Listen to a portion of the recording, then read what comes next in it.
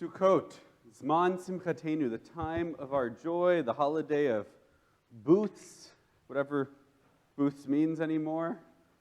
We played that game last night with the kids at our youth meal, and booth was a tough word for them. It's a word that's fallen out of the vernacular, I guess. The holiday of huts. There's so much symbolism that goes into this holiday, perhaps more than any other. We just came from Rosh Hashanah and Yom Kippur. Not a lot of symbols. Honeys, apple. People use a fish head, right? The new year, whatever that is. Not the nicest symbol, perhaps. Hanukkah's got lots of symbols, Purim, but I don't know if there's anything with more symbols and metaphors and meaning than around the holiday of Sukkot. We have a plethora of them, starting with the 4 species. We have our lulav, the rabbis tell us, is like a spine. But there's an important lesson in that spine. Because while other cultures and other ancient societies really elevated strength as kind of the ultimate virtue, what does Judaism teach? Winning is not only about standing up and being strong, but it's also at times about compromise. The rabbis teach that you should be pliable like the reed and not rigid like the cedar. So what is the spine, our symbol on Sukkot? It is both strong and stands up straight and tall, but it's also flexible. It can bend. Many times in life, we might refuse to give in, refuse to compromise, because we assume it's a sign of weakness, and we're afraid people will see us if we compromise or back down as weak. We become inflexible. But the lesson of the lulav is that true strength in the Jewish tradition is a backbone that both knows when to stand up, when to stand tall, and when to stand down, when to bend, when to be willing to compromise, to waver. Now, you might not agree with the rabbis, but the hadass here, the myrtle, they tell us represents the eye. It's kind of shaped like an iris is the idea, or like an eye. Anyway. Sight is one of our most powerful senses. It's something that can easily lead us astray. We recite that every day in the Shema and the Ve'ahavta, or we say that we're not supposed to follow after our eyes. Sometimes they can turn us astray. They can lead us to want, to desire, to things that one of the ultimate sins is envy. You see something someone else has and you want it. It draws us away sometimes of service of God. And yet at the same time, the eye and sight is also something that can be used for a very holy and a very sacred purpose. When we look at others face to face, we encounter the godliness within each other. We see each other for who they really are, recognizing the humanity in people who might not look like us, who might have different views than us. But when we use our eyes to really see the godliness in other human beings and in the world around us, the eye can be used for a very sacred purpose.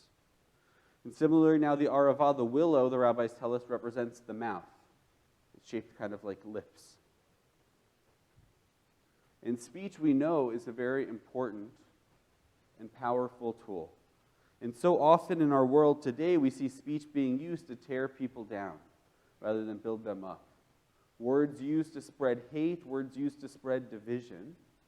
And one of the teachings in our tradition we talk a lot about is Lashon Hara, that Judaism tells us we shouldn't say bad things.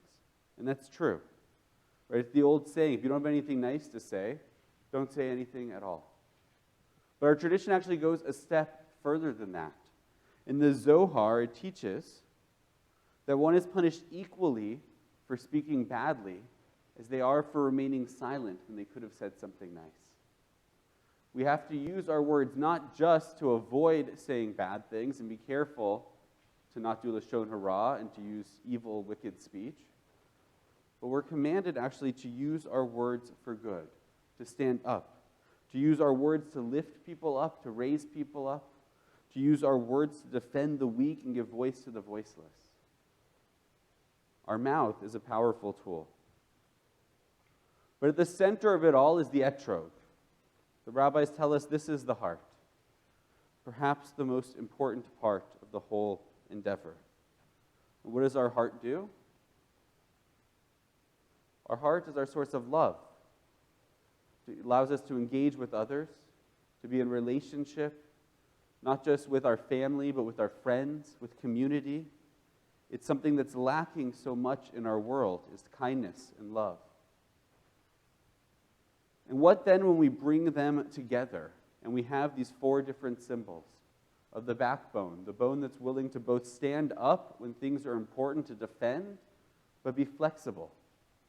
The eyes which teach us to see the holiness and the sacredness in each other and in the world, and the mouth that speaks up for people that don't have a voice, that spreads words of kindness, and the heart that loves.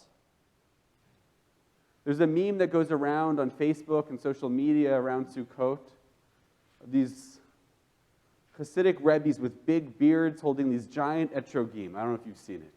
And people post things like, man, I wish somebody looked at me the way this rabbi's looking at that etrog. Or this is how I look at, insert blank, whatever their favorite chocolate cake, is how the way this rabbi's looking at this etrog.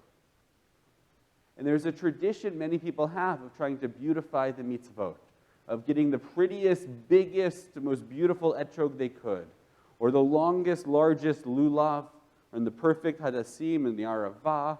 And we see this with all sorts of things. And it's a beautiful tradition to try to do our mitzvot with the most beautiful acts that we can, the most beautiful physical embodiments of them. But I've seen silver tzedakah boxes that are gorgeous, carved, beautiful, handcrafted, and they sit there as decoration, not actually collecting tzedakah, charity, justice for the poor. And I've seen all sorts of beautiful tefillin sets, which sit never worn, never put on.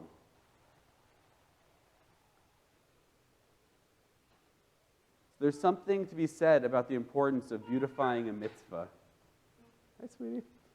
Of doing it in the best way possible, the most beautiful way possible.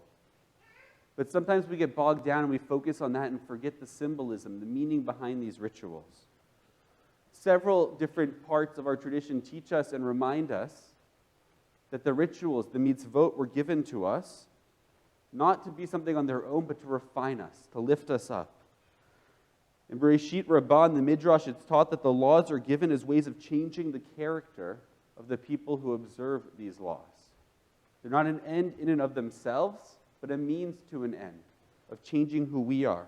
The Rambam taught that the laws of Torah exist in the world to create mercy, loving kindness, and peace. That's what Torah's purpose ultimately is. The Rambam, to create mercy, loving kindness, and peace. So I'll end with a story about a man who once visited his Rebbe and asked him for a blessing. Please, Rebbe, Sukkot is coming up. Bless me that I will be able to acquire the most beautiful lulav, etrog, hadas, and aravah. The most beautiful set of the four species, the arba minim, that I could possibly find. Please, that's the blessing I want. And the rabbi replied to him, what you need for Sukkot is a kind heart, a humble spirit, a truthful mind, and the will to perfect yourself. After you've gained those four things, then worry about acquiring a particularly beautiful lulav, and etrog, and aravah, and hadas. And what's the ultimate lesson there? That while the arba minim, the four species, are important, they're not as important as the arba midot, the values, the four qualities, the traits that they represent. And before we worry about getting the most beautiful version of these, we should make sure that we've elevated those traits and the symbolism behind them, what these represent in ourselves. And I think too often we get bogged down sometimes in the technicalities of the mitzvot and forget about what the purpose behind them are, to impact us, to change us. And I think for many, not just young Jews, for many old Jews in our world today, they look at some of our institutions and our leaders focusing not on the problems in the world, not on the values that Judaism represents, but getting lost sometimes in the details. And maybe if we focus a little more on that broad picture of what our tradition is supposed to change and impact in us and in our community and in our world, maybe we can build a Jewish future of tomorrow that will resonate a little bit wider. Hag Sameach.